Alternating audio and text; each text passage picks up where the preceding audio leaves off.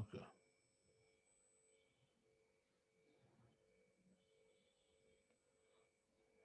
Okay. Okay.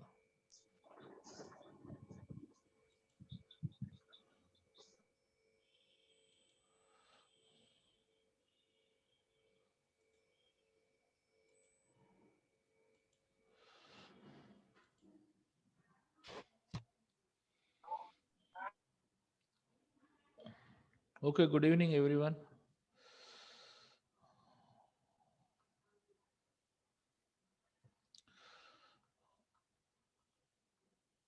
Coming to the చూడండి మీకు last July మంత్‌లో I will covered almost all 95% topics of the is 101. After completion from 102 to 108, I will again restart that IS 101 topics. These are the important 10 marks point of view. 10 marks point of view plus concept based topics for the IS 102. What is the subject name of the IS 102? Safety Engineering 1. ఇందులో అన్ని fundamental chapters ఉంటాయి మనకి. ఒక్కసారి చూడండి, ఈజీగానే ఉంటుంది.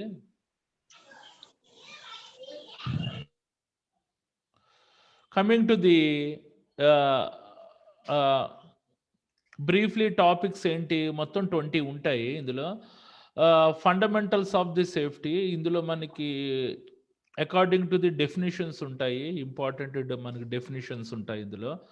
Coming to the second chapter hazards classifications and identifications, అంటే సంభవమయ్యే ప్రమాదాల యొక్క వర్గీకరణ, వాటిని గుర్తించడం ఎలాగా, హజార్డ్స్ టైప్స్ అన్నీ ఉంటాయి ఇందులో.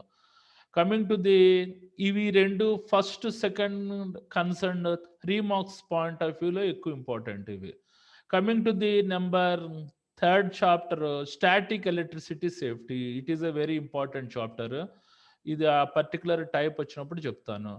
Coming to the number 4 machine guarding safety. Machine guarding safety అంటే ఏంటి, any any rotary equipment, hazardous rotary equipment, static ఎక్విప్మెంట్స్కి ఏ రకంగా గార్డింగ్ చేస్తాం. ఇందులో మిషన్ గార్డింగ్ యొక్క selection, design criteria as well as the types of engineering safe guards అన్నది ఇందులో చదువుకుంటాం. Very important chapter. Coming to the number 5 basic electrical safety. ఇది చూడండి, ఇక్కడ static electricity safety, basic electricity safety are different. Basic electricity అంటే ordinary electrical hazards and how to preventive measures, electric shock severity గురించి particular చాప్టర్లో చదువుకుంటాం. Coming to the sixth chapter is మన duties and responsibilities of the competent person. Competent persons అంటే ఎవరు, all manager క్యాడర్లో ఉండే వాళ్ళందరూ కాంపిటెంట్ పర్సన్స్ అనమాట. వాళ్ళ యొక్క డ్యూటీస్ ఏంటి, రెస్పాన్సిబిలిటీస్ ఏంటి. Okay. Coming to the seventh chapter is a scaffolding safety. Scaffolding అంటే పరంజా కట్టడం, అంటే అండర్ కన్స్ట్రక్షన్లో మనకి ఆ తాలూకా స్లాబ్ వర్క్ అయిన తర్వాత, ఒక స్ట్రక్చర్ లెగిచిన తర్వాత, ఆ particular brick and masonry activities, other work related activities, painting related works activities చేసినప్పుడు స్కఫోల్డింగ్ కట్టాలి. ఇది చాలా ఇంపార్టెంట్ చాప్టర్. ఇది ఐఎస్ 102 యాజ్ వెల్ యాజ్ 108లో కూడా పడుతుంది మనకి. అందులో మనకి అకార్డింగ్ టు ది ఐఎస్ 102కి వచ్చేసరికి what are the types of scaffolding అని అడుగుతాడు. ఐఎస్ 108లోకి వచ్చేసరికి స్కఫోల్డింగ్ హజార్డ్స్, కంట్రోల్ మెజర్స్ అని అడుగుతాడు. Coming to the number 8 is a confined space entry. It is the most familiar topic, everybody should know. Coming to the number 9 hand tools and power tool safety. ఇందులో చూడండి, మనకి లేటెస్ట్‌గా అడిగాడు, what are the classifications of the power tools అని అడిగాడు.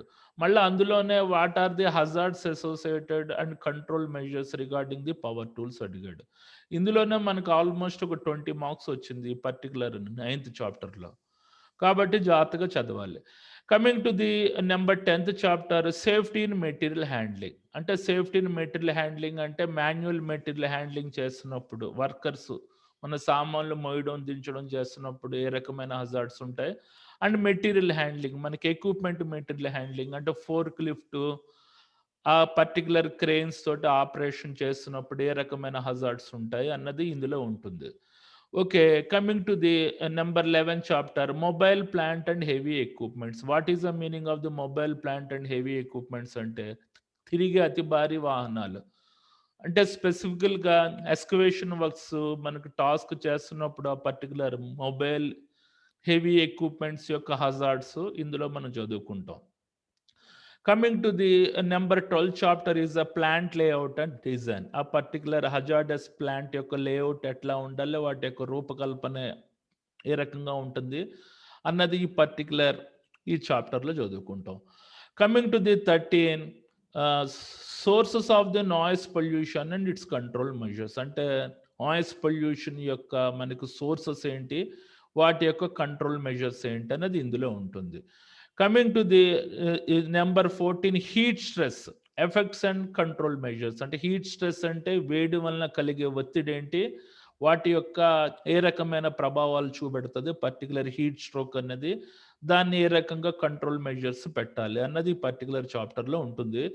ఇది IS 106లో కూడా మనకి లింక్ అయి ఉంటుంది ఈ particular 14th chapter. Coming to the number 15 is the preventive maintenance and schedule maintenance of the equipment. అంటే పర్టికులర్ ఎక్విప్మెంట్ మిషన్స్ ఏ రకంగా ముందస్తు నిర్వహణ చేయాలి, ఏ రకంగా వివరాలు జాబితా ప్రకారంగా చేయాలి అన్నది కొన్ని ఇంపార్టెంట్ పాయింట్స్ ఉంటాయి ఇందులో. ఆ పాయింట్స్ అప్లై చేస్తే ఫుల్ మార్క్స్ పడతాయి. Coming to the number 16 is the fall protection system. అంటే వర్కింగ్ ఎట్ హైట్స్లో సంభవమయ్యే ప్రమాదాలు, control measures, what are the design parameters will consider when working of the height, what are the types of fall protection systems అని ఇందులో ఉంటాయి. Coming to the elements of the good house keeping, ఇది very important chapter. ఇది మీకు easy అనుకుంటాం కానీ ఇందులో చాలా పాయింట్లు ఉంటాయి. Elements of the good house కీపింగ్లో what are the elements of the good house keeping, what are the 5 principles of the house keeping, and what are the house keeping check list. మన general industry house keeping check list అనేది మనకి ఇందులో ఉంటాయి. Coming to the చూడండి 18th chapter, lightning stroke effects of the health. What is the meaning of the lightnings అంటే పిడుగులు అంటే మేఘాల నుంచి వస్తాయి కదా, వాటి వలన కలిగే ప్రభావాలు ఏంటి, ఆరోగ్యపరంగా వాటికి పదమైన ఏ రకమైన సమస్యలు వస్తాయి అన్నది పర్టికులర్ చాప్టర్లో మనకు వస్తాయి. Coming to the 19th chapter, మనకి requirement of the handling liquefied petroleum gas. అంటే ఎల్పిజి కంటైనర్స్ యొక్క మెయింటెనెన్స్, వాటి యొక్క నిర్వహణ, వాటికి ఏ రకమైన ఫిట్మెంట్స్ ఉండాలి, ఇవన్నీ పర్టికులర్ చాప్టర్లో వస్తాయి. Coming to the last chapter is the మనకి general requirement for the storage of the material. అంటే flammable storage materials, combustible storage materials, ఇండోర్లోను అవుట్డోర్లోను ఏ రకంగా స్టోరేజ్ చేయాలి అన్నది పర్టికులర్ 20 చాప్టర్ అనేది మనకు చెప్తుంది. మీరు సాలిడ్గా ఈ 20 ప్రిపేర్ అయ్యారంటే you will surely answer more than 5 questions. Okay, ఇందులో 1-2 పాయింట్స్ మనకి 3 మార్క్స్కి వస్తుంది కాబట్టి just you have to follow all this 17 chapters. All this 18 chapters త్వరగా ప్రిపేర్ అయితే ఈజీగా 6-7 క్వశ్చన్స్, 5 to 6 10 మార్క్స్ క్వశ్చన్స్ ఈజీగా మీరు ఆన్సర్ చేయొచ్చు. ఓకే, ఇంకేమైనా డౌట్స్ ఉన్నాయి ఇందులో? Any doubts? This is the important brief review program of the IS 102. Coming to the ఇప్పుడు ఫస్ట్ దాంట్లోకి వెళ్తున్నాను. చూడండి, ఓన్లీ మనకి డెఫినేషన్స్ అన్నీ చెప్పడం అవ్వదు, కొన్ని ఇంపార్టెంట్వి చెప్తాను. ఇంపార్టెంట్వి మీరు ఫాలో అవ్వండి. చూడండి, వాట్ ఈజ్ ద సేఫ్టీ. ఈ పాయింట్స్ అన్ని చదువుకోండి, మీకు ఆల్రెడీ తెలిసిందే సేఫ్టీ అంటే ఏంటి. Coming to the why safety is needed in industry. అంటే మీ సేఫ్టీ డిపార్ట్మెంట్ అన్నది ఎందుకు అవసరం ఇండస్ట్రీకి. Protection of the life, protection of the property, establishment of the safe working environment. అంటే సురక్షితమైన పని వాతావరణం స్థాపించడానికి మీ HSE టీం కావాలి. Coming to the maintenance of the high productive level. అంటే ఎప్పుడైతే మీరు 0% యాక్సిడెంట్ జోన్స్ మెయింటైన్ చేశారో ప్రొడక్టివిటీ, ఉత్పాదక శక్తి పెరిగి ప్రాఫిట్స్ వస్తాయి. దానివల్ల సేఫ్టీ డిపార్ట్మెంట్ రిక్వైర్మెంట్ కావాలి. Attainment of the high morale for employees. అంటే మనకు పనిచేస్తున్న ఉద్యోగస్తుల యొక్క విశ్వాస స్థితిని పెంచడానికి మీ సేఫ్టీ డిపార్ట్మెంట్ అవసరం. Coming to the legal requirements and economical controls. ఈ అన్నీ మీరు 0% యాక్సిడెంట్ జోన్ చేస్తే ఏ రకమైన లీగల్ ప్రాబ్లమ్స్ రావు. తత్ఫలితంగా డబ్బు ఆదా అవుతుంది. ఇవి అన్నమాట. చూడండి, కమింగ్ టు ది ఇది safety very important. What is the meaning of the safety? Safety is a loss control, not only injury but also occupational diseases and environment concern along with fire and property damage control. అంటే ఏంటి? Safety అనేది ఒక నష్ట నియంత్రణ. ఇది వర్కర్స్ని first primary things ఏంటి? వర్కర్స్ని injury బారిన పడకుండా చూడడం. సెకండ్ థింగ్ ఏంటి? ఆక్యుపేషనల్ డిసీజెస్ అంటే వృత్తిపరంగా వచ్చే జబ్బుల్ని కంట్రోల్ చేయడం. అండ్ ఎన్విరాన్మెంట్ కన్సర్న్ అంటే పర్యావరణ సంబంధించిన ఆందోళన చూడడం, అంటే పొల్యూషన్ సంబంధించిన ప్రాబ్లమ్స్ చూడడం. Along with fire and property damage control అంటే అగ్ని యొక్క కదలిక ద్వారా ఏ రకమైన ఆస్తి నష్టం అవ్వకుండా చూడడం. Is are the important roles of the safety. ఏంటి? Safety is the loss control, నష్ట నియంత్రణ. దేని నుంచి? వర్కర్స్ ఇంజూరీ బారిన పడకుండా చూడడం అండ్ ఆక్యుపేషనల్ డిసీజెస్ వృత్తిపరంగా జబ్బులు రాకుండా చూడడం అండ్ ఎన్విరాన్మెంట్ కన్సర్న్ పర్యావరణ సంబంధించిన ఆందోళన చూడడం along with fire and property damage control అగ్ని యొక్క కదలిక ద్వారా ఎక్విప్మెంట్స్ నష్టం అవ్వకుండా చూడడాన్ని సేఫ్టీ అని అంటారు. Coming to the second hazard. Hazard అంటే ఏంటి? ఛాన్స్ టు డేంజర్, సంభావ్య ప్రమాదం.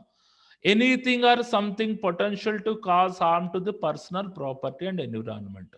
ఏదైనా ఒక విషయము లేదా ప్రత్యేకమైన ఒక విషయం హానిని కలిగించేది ఎవరికి? వ్యక్తులకు కానీ, ఆస్తికి కానీ, పర్యావరణానికి కానీ.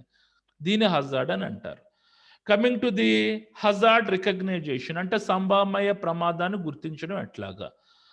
The act of the recognizing or becoming aware of the dangerous hazardous situation or condition అంటే ప్రమాదమైన స్థితి మరియు పరిస్థితిని గుర్తించి చట్టం చేసే ప్రక్రియనే హజార్డ్ రికగ్నైజేషన్ అని అంటారు. Okay, coming to the hazard identification. చూడండి, రెండు ఒకటే, హజార్డ్ రికగ్నైజేషన్, హజార్డ్ ఐడెంటిఫికేషన్. కాకపోతే ఐడెంటిఫికేషన్ వచ్చినప్పుడు ఈ రకమైన డెఫినేషన్ రాయాలి, రికగ్నైజేషన్ వచ్చినప్పుడు ఈ రకమైన డెఫినేషన్ రాయాలి. ఏంటి? What is the meaning of the hazard identification? ఈ process of the determining whether exposure to an agent cause an increase in the incident of the health conditions అంటే ఒక ప్రమాదకరమైన బహిర్గతం ద్వారా ఒక వ్యక్తికి ఏదైనా ఆరోగ్య పరిస్థితి సంబంధించిన సంఘటన ఎక్స్పోజ్ అయ్యడాన్ని హజార్డ్ ఐడెంటిఫికేషన్ అంటారు. అంటే ఏదైనా కెమికల్ క్లీనింగ్ యాక్టివిటీస్ చేస్తున్నప్పుడు దాని ద్వారా వచ్చే ఎక్స్పోజర్కి ఎక్స్పోజ్ అయినప్పుడు అతని యొక్క హెల్త్ కండిషన్ వరస్ట్ కండిషన్ ఏదైనా వచ్చే అవకాశం ఉందా అని గుర్తించే ప్రాసెస్ని హజార్డ్ ఐడెంటిఫికేషన్ అని అంటారు. Coming to the next definition, hazard assessment అంటే ఏంటి? సంభావ్య ప్రమాదాన్ని అంచనా వేయడం. సంభావ్య ప్రమాదాన్ని ఏ రకంగా అంచనా వేస్తారు? an analysis and evaluation of the physical, chemical, biological properties of the hazards. అంటే what is the meaning of the analysis అంటే విశ్లేషించడం, ఎవాల్యుయేషన్స్ అంటే విశ్లేషించి విశదీకరించడం. దేన్ని? ఫిజికల్ ప్రాపర్టీస్ అంటే భౌతికపరమైన భౌతిక ధర్మాల ద్వారా సంభావ్య ప్రమాదాన్ని విశ్లేషించడం, రసాయనపరమైన ధర్మాల ద్వారా సంభావ్య ప్రమాదాన్ని విశ్లేషించడం అండ్ బయలాజికల్ ప్రాపర్టీస్ ద్వారా సంభావ్య ప్రమాదాన్ని విశ్లేషించి విశదీకరించడాన్ని హజార్డ్ అసెస్మెంట్ అని అంటారు. ఈ డెఫినేషన్ చాలాసార్లు అడిగారు, ఇది important hazard assessment. Coming to the accident. Accident అంటే ఏంటి? యాక్సిడెంట్ అంటే ప్రమాదం జరిగింది. an unplanned, unexpected, unwanted sequence of the events resulting in loss some kind of personal property and environment. Unplanned అంటే ప్రణాళిక లేని, అన్ఎక్స్పెక్టెడ్ అంటే అనుకోకుండా, అన్వాంటెడ్ అంటే అవాంఛనీయ. సీక్వెన్స్ ఆఫ్ ఈవెంట్స్ అంటే క్రమంలో జరిగిన ఘటనల ఫలితంగా లాస్ సమ్ కైండ్ అంటే నష్టం సమకూర్చడం. ఎవరికి? వ్యక్తులకు కానీ, ప్రాపర్టీ కానీ, పర్యావరణానికి కానీ నష్టం సమకూర్చే ప్రాసెస్ని యాక్సిడెంట్ అని అంటారు. మళ్ళీ చదువుతున్నాను. an unplanned, unexpected, unwanted sequence of events resulting in loss some kind of personal property and environment. Okay, incident చూడండి, యాక్సిడెంట్ అంటే ప్రమాదము, ఇన్సిడెంట్ అంటే సంఘటన. చూడండి, ఇప్పుడు ఈ రెండు ఒకటే చేస్తారు. ఇన్సిడెంట్ అంటే work related events in which injury or illness regardless of the severity or fertility occurred or could have been occurred. అంటే ఇన్సిడెంట్ అంటే పనికి సంబంధించిన కార్యక్రమాల ద్వారా ఒక వర్కరు గాయపడినా, ఇల్ హెల్త్ అంటే జబ్బు పడినా, ఆర్ ఫెర్టిలిటీ అంటే మరణించిన, ఆర్ మరణము సంభవించే అవకాశం ఉన్నా దాన్ని ఇన్సిడెంట్ అని అంటారు. ఇక్కడ మనకి యాక్సిడెంట్ వచ్చేసరికి పర్సనల్, ప్రాపర్టీ, ఎన్విరాన్మెంట్ మూడిటికి లింక్ అవుతుంది. ఇన్సిడెంట్కి వచ్చేసరికి ఓన్లీ వ్యక్తులకే, ఓన్లీ పర్సనల్కి మాత్రమే మనకి లింక్ అవుతుంది. ఇప్పుడు యాక్సిడెంట్ అండ్ ఇన్సిడెంట్ రిపోర్ట్ ఒకటే ఉంది ఫార్మెట్. వీటి రెండిటికి ఒకటే ఫార్మెట్లో మనం ఫిల్ చేయాలి. Coming to the ill health. Ill health అంటే జబ్బును బారడం. ఇది ఒకసారి చదువుకోండి, మనకి డెఫినేషన్ ఈజీగానే ఉంటుంది. ఏంటి తర్వాత రిస్క్ చూడండి, మనకి హజార్డ్ అన్నా ఇక్కడ హజార్డ్ అన్నా సంభావ్య ప్రమాదం, రిస్క్ అన్నా కూడా సంభావ్య ప్రమాదం, రెండు ఒకటే. కాకపోతే ప్రమాద సంభావ్య తీవ్రత 100% ఉంటే హజార్డ్ అని అంటారు. ప్రమాద సంభావ్య తీవ్రత 10, 20, 30% ఉంటే దాన్ని రిస్క్ అని అంటారు. అంటే రిస్క్ అంటే ఏంటి? సంభావ్యత. హజార్డ్ అనేది యాక్చువల్గా క్రియేట్ అవుతుంది అనమాట. అదే చెప్పే definition. Risk is a likelihood that hazard will actually harm, or the risk is the product of the severity multiplied by likelihood. It is nothing but risk. Okay, coming to the చూడండి, risk identification అంటే సంభావ్య ప్రమాదాన్ని గుర్తించడం. ఏ రకంగా గుర్తిస్తారు? Recognizing that hazards exists and trying to define its characteristics and also adapting a deliberate procedure to anticipate and review the possible hazards. అంటే ఏంటి? హజార్డ్స్ ఎగ్జిట్స్ అంటే అంటే ఉనికిలో ఉండే సంభావ్య ప్రమాదాన్ని గుర్తించడం, and trying to define its characteristics దాని యొక్క లక్షణాలని నిర్వర్తించేటట్టు చూడడం, and also adapting a deliberate procedure to anticipate the review the possible hazard. అంటే ఒక స్థిరమైన విధానాన్ని ముందస్తుగా దత్తత తీసుకొని దాన్ని సమీక్షించడం. దేన్ని? ఆ సంభావ్య ప్రమాదం యొక్క సమీక్షని. దీన్ని రిస్క్ ఐడెంటిఫికేషన్ అంటారు. మళ్ళీ ఇంకొకసారి చదువుతున్నాను. Recognizing that hazards exists and trying to define its characteristics and also adapting a deliberate procedure to anticipate and review the possible hazard. అంటే ఉనికిలో ఉండే సంభావ్య ప్రమాదాన్ని గుర్తించడం, and trying to define its characteristics దాని యొక్క లక్షణాలని నిర్వర్తించేటట్టు ఉండడం, and also adapting a deliberate procedure అంటే స్థిరమైన విధానాన్ని ముందుగా అత్తత తీసుకొని సమీక్షించి ఆ సంభావ్య ప్రమాదాన్ని మనం జరగకుండా చూడ ప్రాసెస్ని రిస్క్ ఐడెంటిఫికేషన్ అని అంటారు. ఇది కూడా అడిగాడు, ఒక 2-3 సార్లు అడిగాడు మనకి రిస్క్ ఐడెంటిఫికేషన్ అనేది. అదైన తర్వాత మనకి రిస్క్ అసెస్మెంట్ అంటే ఏంటి? సంభావ్య ప్రమాదాన్ని అంచనా వేయడం. ఇక్కడ చూడండి, మనకి హజార్డ్ అసెస్మెంట్ డెఫినేషన్ వేరు, మనకి రిస్క్ అసెస్మెంట్ డెఫినేషన్ వేరు ఉంటుంది. ఏంటి? సంభావ్య ప్రమాదాన్ని ఏ రకంగా అంచనా వేస్తారు? 10%, 10%. ఈ process of establishing information regarding the acceptable level of the risk or establishing the levels of the risk for an individual group or environment. అంటే ఏంటి? What is the meaning of this one? ఈ process of establishing information అంటే ఒక సమాచారాన్ని స్థాపించడం regarding ఏని గురించి అంటే acceptable level of the risk అంటే ఆమోదయోగ్యమైన ప్రమాద స్థాయిని నిర్దేశించి పనిచేయించడం. అంటే సపోజ్ వర్కింగ్ ఎట్ హైట్స్ మీద ఒక వ్యక్తికి పనిచేయాలి. ఆ వర్కింగ్ ఎట్ హైట్స్ అది మరి డేంజర్ అని మీరు పని ఆపేయకూడదు. అక్కడ మీరు తనకి రిస్క్ అసెస్మెంట్ చేయాలి. అంటే ఏ రకంగా రిస్క్ అసెస్మెంట్ చేస్తారు? పైన వర్కింగ్ ఎట్ హైట్ దగ్గర యాంకరింగ్ పాయింట్ ఉందా, ఆ యాంకరింగ్ పాయింట్ యొక్క కెపాసిటీ ఎంత, ప్లస్ మన సేఫ్టీ హార్నెస్ బెల్ట్, కిందన సేఫ్టీ నెట్ సిస్టమ్ పెట్టి ఏదో రకంగా ఆ పని చేయించేటట్టు ఉండడం. దీన్ని రిస్క్ అసెస్మెంట్ అని అంటారు. Okay. Or establishing the levels of the risk in individual group or environment. అంటే మనకు రిస్క్ యొక్క స్థాయిని నిర్దేశించేటట్టు ఉండడం.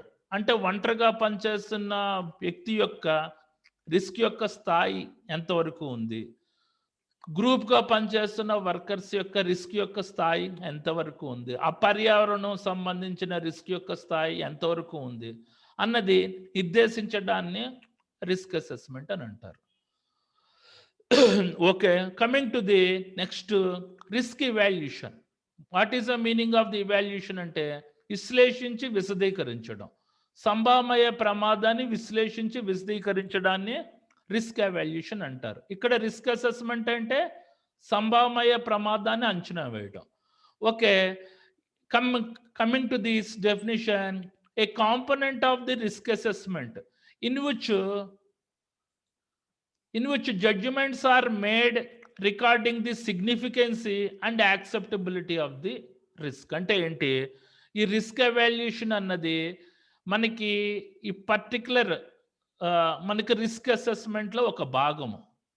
ఈ పర్టికులర్ రిస్క్ ఎవాల్యుయేషన్ అన్నది రిస్క్ అసెస్మెంట్లో ఒక భాగము.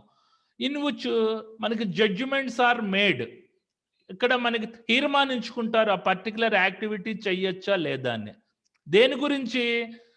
Regarding significance and acceptability of the risk. అంటే ఆ సంభావ్య ప్రమాదం యొక్క ప్రాముఖ్యత మరియు దాని యొక్క ఆమోద యోగ్యత గురించి చర్చించుకొని తీర్మానించుకుంటారు. ఫర్ ఎగ్జాంపుల్, ఏదో ఒక కన్ఫైన్డ్ స్పేస్ ఎంట్రీ ప్రోగ్రాంలో క్లీనింగ్ యాక్టివిటీ అవుతున్నప్పుడు ఆ పర్టికులర్ సేఫ్టీ ఆఫీసర్స్ అన్ని ప్రివెంటివ్ మెజర్స్ ప్రికాషన్స్ తీసుకున్నాడు. ఎయిర్ టెస్ట్ చేశాడు. అందులో నార్మల్గా మనకి ఆక్సిజన్ పర్సంటేజ్ నార్మల్గానే ఉంది. టాక్సిక్ ఎన్విరాన్మెంట్ ఏం లేదు. ఎయిర్ బ్లోయర్స్ పెట్టారు. అయినా ఆడికి డౌట్ వచ్చింది. అయినా ఈ పని చేయొచ్చో చేయకూడదా అని చెప్పి పర్టికులర్ సేఫ్టీ మేనేజర్ని పిలిపించి కంక్లూడ్ చేసుకుని వాడు డిసైడ్ చేస్తాడు ఆ పని చేయొచ్చా లేదా అని. మరీ ప్రమాదకరంగా ఉందంటే ఆ పని ఆపేసే ప్రాసెస్ అన్నమాట. అంటే సంభావ్య ప్రమాదాన్ని విశ్లేషించి విశదీకరించడం. అంటే మనకి ఇక్కడ ఏంటి, డెసిషన్స్ ఒకటి తీసుకోడు, ఇద్దరు ముగ్గురు కలిపి తీసుకుంటారు. ఆ ప్రాసెస్ని మనకు రిస్క్ ఎవాల్యుయేషన్స్ అని అంటారు. Coming to the risk analysis. What is the meaning of the analysis అంటే విశ్లేషణ. సంభావ్య ప్రమాదాన్ని యొక్క విశ్లేషణ ఏ రకంగా చేస్తారంటే, a detailed procedure of the risk assessment and risk evaluation performed to understand the nature of the unwanted negative consequences to human life, health, property or environment, and the process of the quantification of the probabilities and the expected consequences for the identified risk. కొద్దిగా definition కష్టంగానే ఉంది, కాకపోతే చదవాలి కంపల్సరిగా. ఇదొకసారి అడిగాడు. ఏ detailed procedure అంటే ఏంటి? ఇదొక స్థిరమైన విధానము. ఏది? మనకి రిస్క్ అనాలిసిస్ అన్నది ఒక స్థిరమైన విధానము, లేకపోతే ఒక సంక్షిప్తమైన విధానము. దేనికి? ఆ particular risk assessment, risk evaluation యొక్క సంక్షిప్తమైన విధానము. ఇది ఎందుకు చేస్తారంటే, perform to understand the nature of unwanted negative consequences. అంటే అవాంఛనీయమైన ప్రతికూలమైన పరిమాణాలు ఏమైనా ఉన్నాయా, అది మనుషుల జీవితం మీద ఏ రకమైన ప్రభావం చూపెడుతుంది, హెల్త్ మీద ఏ రకమైన ప్రభావం చూపెడుతుంది, ఆస్తి మీద ఏ రకమైన ప్రభావం చూపెడుతుంది, ఆ పర్యావరణం మీద ఏ రకమైన ప్రభావం చూపెడుతుందని విశ్లేషించి, మరియు and the process of the quantification. What is the meaning of the process of the quantification అంటే ఆ పరిమాణాల యొక్క ప్రక్రియ, ఆఫ్ ది ప్రాబబిలిటీస్ అంటే సంభావ్య పరిమాణాల యొక్క ప్రక్రియని విశ్లేషించడం. అండ్ ది ఎక్స్పెక్టెడ్ కాన్సిక్వెన్సెస్ అంటే ఏంటి? What is the meaning of the expected consequences? ఏమైనా పర్టికులర్ టాస్క్లో ఊహించిన పరిమాణాలు ఏమైనా మనకి జరుగుతాయా అన్నది విశ్లేషించడం. ఓకే, మీ అందరికీ అర్థమైంది అనుకుంటున్నాను. కొద్దిగా మనకి యాస్టీస్గా రాయండి. ఇది రిస్క్ అనాలిసిస్, ఇది 1-2 టైమ్స్ అడిగాడు 3 మార్క్స్కి. జాగ్రత్తగా కొద్దిగా బై హార్ట్ చేయండి. ఇది మనకి risk assessment important, risk analysis important. Coming to the near miss. Near miss అందరికీ తెలిసిందే, ఈజీ ఇది. కమింగ్ టు ది ఎన్విరాన్మెంట్ అంటే పర్యావరణం, ఈ తాలూకు డెఫినేషన్ చదువుకోండి, ఈజీగానే ఉంటుంది. Okay, coming to the ergonomics, ఇది చాలా ఇంపార్టెంట్. ఎర్గానమిక్స్ అంటే ఏంటి, what is the meaning of the ergonomics? అందులో మనకి ఈ పర్టికులర్ చాప్టర్ IS 106లో వస్తుంది. ఎర్గానమిక్స్ అంటే అధిక శ్రమ, తీవ్రమైన ఒత్తిడితో కూడిన పనిని కంట్రోల్ చేసే ప్రాసెస్ని ఎర్గానమిక్స్ అని అంటారు. What is the meaning of the poor ergonomics అంటే అధిక శ్రమ, తీవ్రమైన ఒత్తిడితో కూడిన పనిని కంట్రోల్ చేయలేని ప్రాసెస్ని పూర్ ఎర్గానమిక్స్ అని అంటారు. సపోజ్ అధిక శ్రమ, తీవ్రమైన ఒత్తిడి మనకి ఎవరు పనిచేస్తుంటారు? అది లేబర్, ఎక్స్కవేషన్ వర్క్ చేసేటోళ్ళు, సిమెంట్ బ్యాగులు మోసేటోళ్ళు, హిల్టీ మిషన్స్ మీద ఆపరేట్ చేసేటోళ్ళు, రాళ్ళు పగలు కొట్టేటోళ్ళు, వాళ్ళకి ఏంటి అధిక శ్రమ, తీవ్రమైన ఒత్తిడితో పనిచేస్తుంటారు. వాళ్ళ యొక్క నేచరు నువ్వు సైంటిఫిక్ స్టడీగా చేసి కంట్రోల్ చేయలేకపోతే వాళ్ళకి ఆక్యుపేషనల్ ఇంజురీస్ వచ్చే అవకాశం ఉంది. ఫర్ ఎగ్జాంపుల్, ఒక వ్యక్తి సిమెంట్ బ్యాగులు మోసుకొని గ్రౌండ్ ఫ్లోర్ నుంచి 4th ఫ్లోర్కి కంటిన్యూస్గా వెళ్తున్నాడు. అలాగ ఒక 10 days పనిచేశాడు. అతనికి బ్యాక్ ఇంజురీ అయ్యే అవకాశం ఉంది. అప్పుడు నువ్వేం చేస్తావు? యాజ్ అ సేఫ్టీ ఆఫీసర్గా నువ్వు సైంటిఫిక్గా స్టడీ చేయాలి. అతనికి ఏంటంటే ఒక ట్రాలీ ప్రొవైడ్ చేసామనుకో, అతను ఒక సిమెంట్ బ్యాగ్ వేసే బదులు 2 సిమెంట్ బ్యాగులు తోసుకుని వెళ్తాడు పైకి. తత్ఫలితంగా ఆడి యొక్క ప్రొడక్టివిటీ పెరుగుతుంది, ఉత్పాదక శక్తి పెరుగుతుంది. ఆ వర్కరు వృత్తిపరంగా వాడికి ఏ రకమైన ఆక్యుపేషన్ డిసీజెస్ రాదు. ఆ రకంగా నువ్వు సైంటిఫిక్ స్టడీ చేసేదాన్ని ఎర్గానమిక్స్ అని అంటారు. అంటే అధిక శ్రమ, తీవ్రమైన వ్యక్తితో కూడిన పనిని గమనించి వాటికి సర్టెన్ కంఫర్ట్స్ ప్రొవైడ్ చేసి అధిక శ్రమ, తీవ్రమైన ఒత్తిడితో కూడిన పనిని కొద్దిగా ప్రెషరైజ్ తగ్గించి తత్ఫలితంగా ఏంటి, నువ్వు ప్రొడక్షన్ పెంచాలి, వర్కర్స్ ఇంజూరీ బారిన పడకుండా చేసే విధానాన్ని ఎర్గానమిక్స్ అని అంటారు. ఓకే, ఇప్పుడు అందరికీ అర్థమైంది అనుకుంటా క్లియర్గా. కమింగ్ టు ది ఎర్గానమిక్స్ అంటే ergonomics is the study of the way of the people interact with equipment in their working environment with the objective of improving their comfort, safety and productivity. అంటే ఏంటి, ఇది ఆ particular వ్యక్తి ఆ పరికరాల మీద ఏ రకంగా సంకర్షణ అవుతున్నాడు అన్నది సైంటిఫిక్గా స్టడీ చేయాలి. వాళ్ళ యొక్క వర్కింగ్ ఎన్విరాన్మెంట్ ఏ రకంగా ఉన్నది అన్నది నువ్వు స్టడీ చేయాలి.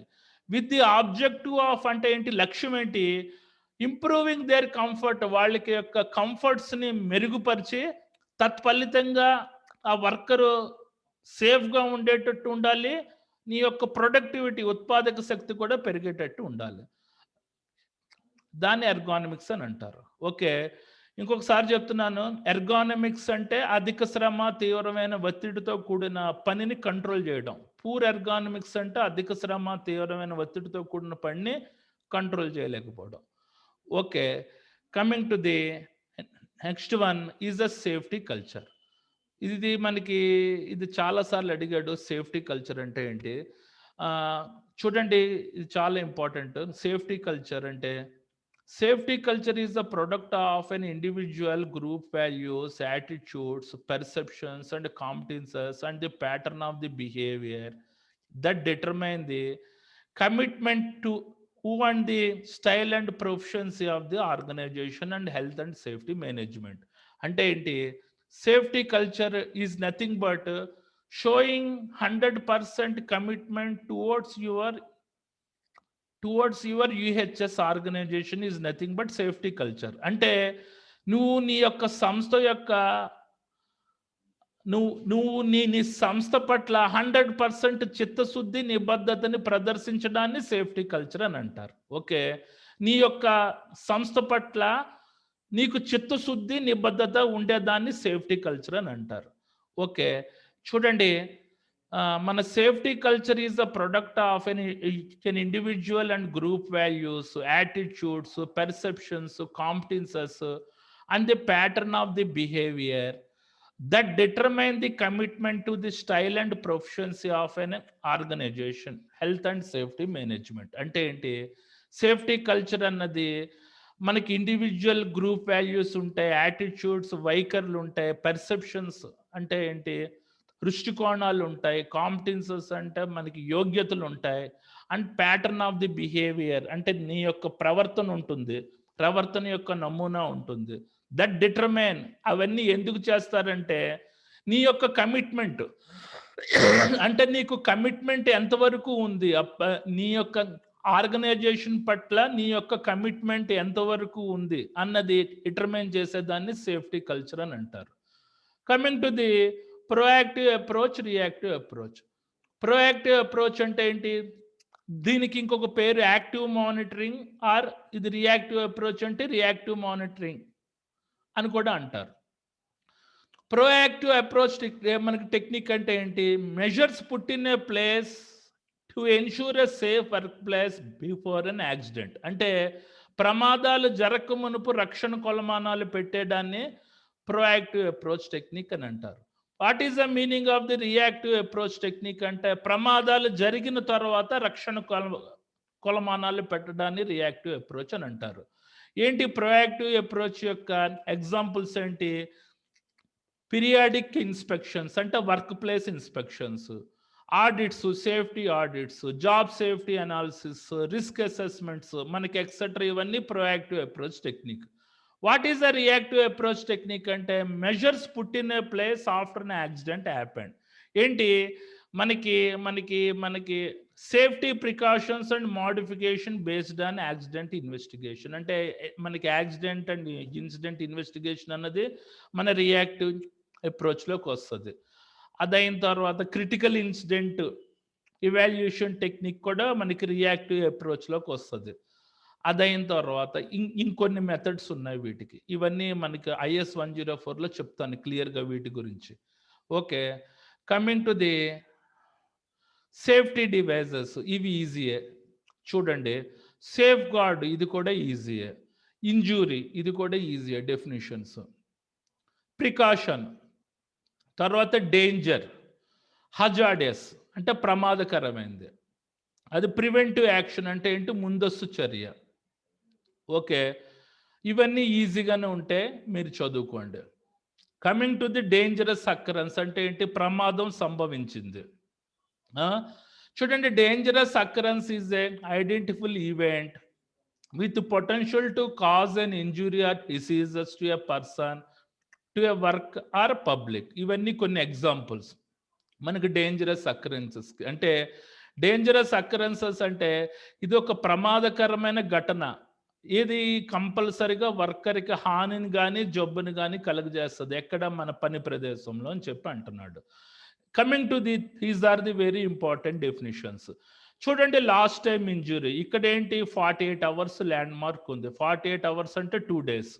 ఏంటి?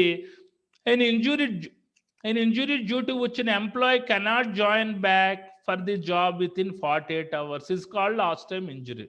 అంటే ఒక వ్యక్తికి గాయపడ్డాడు, ఫిజికల్ హజార్డ్ అయ్యింది, దానివల్ల అతను 48 hours పాటు డ్యూటీలో జాయిన్ అవ్వలేదు, దాన్ని లాస్ట్ టైం ఇంజురీ అని అంటారు. ఒకవేళ డ్యూటీలో జాయిన్ అయితే కెన్ జాయిన్ బ్యాక్ అయితే మనకి నాన్ లాస్ట్ టైం ఇంజురీ అని వస్తుంది.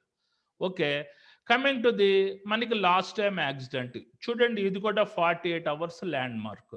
ఏంటి? Injured person after the treatment of the first aid centre taken to the outside hospital, worker required to away from the work for a continuous period more than 48 hours due to an accident. అంటే ఒక ప్రమాదం అయ్యింది, ఆ ప్రమాదం వల్ల ఆ వ్యక్తి ప్రాథమిక చికిత్స చేసుకొని హాస్పిటల్కి వెళ్ళి 48 hours పాటు డ్యూటీలో రాలేదు, దాన్ని లాస్ట్ టైం యాక్సిడెంట్ అని అంటాడు. ఒకవేళ నన్ లాస్ట్ టైం యాక్సిడెంట్ అంటే 48 hours లోపు డ్యూటీలోకి వచ్చాడు, దాన్ని నన్ లాస్ట్ టైం యాక్సిడెంట్ అని అంటారు. చూడండి, an accident which result a minor, the victim reports on the duty within 48 hours.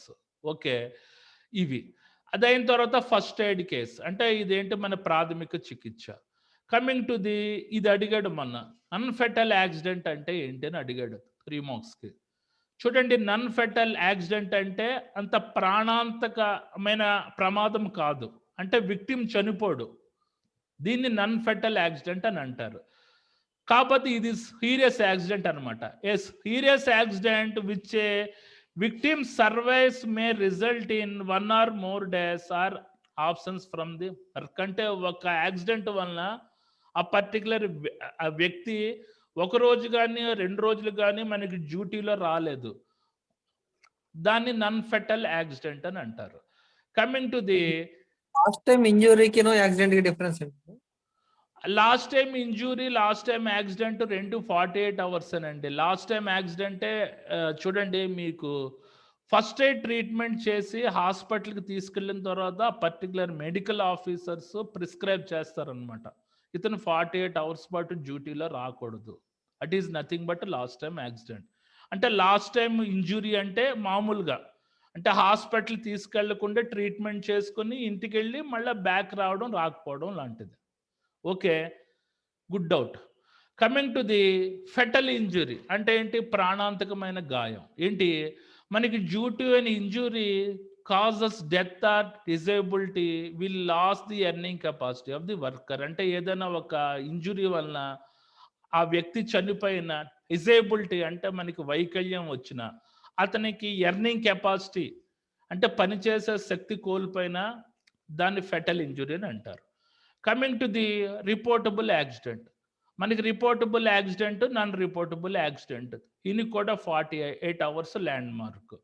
An accident preventing an employee from a work period of 48 hours or more after the occurrence of the accident. అంటే ఒక ప్రమాదం జరిగిన తర్వాత అతను డ్యూటీలో రాలేదు 48 hours పాటు, అది కంపల్సరీగా నువ్వు రిపోర్ట్ చేయాలి అని రిపోర్టబుల్ యాక్సిడెంట్ అని అంటాడు. ఒకవేళ డ్యూటీలో వచ్చేస్తే నువ్వు ఇంకా అది మనకి నన్ రిపోర్టబుల్ యాక్సిడెంట్ అవుతుంది. Okay, coming to the unsafe act, unsafe condition. What is the meaning of the unsafe act అంటే accidents happen due to the worker faults is nothing but unsafe act.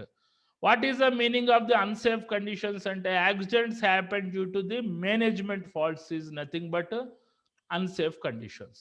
చదువుతున్నాను చూడండి, చాలా important. An unsafe act is a behavior or activity of the person that deviates the normal accepted safe procedure. అంటే normal accepted safety ప్రొసీజర్కి విరుద్ధంగా అతని యొక్క ప్రవర్తన, అతని యొక్క కార్యకలాపాలు ఉండేదాన్ని అన్సేఫ్ యాక్ట్ అని అంటారు. Coming to the unsafe conditions అంటే accident happen due to the management fault.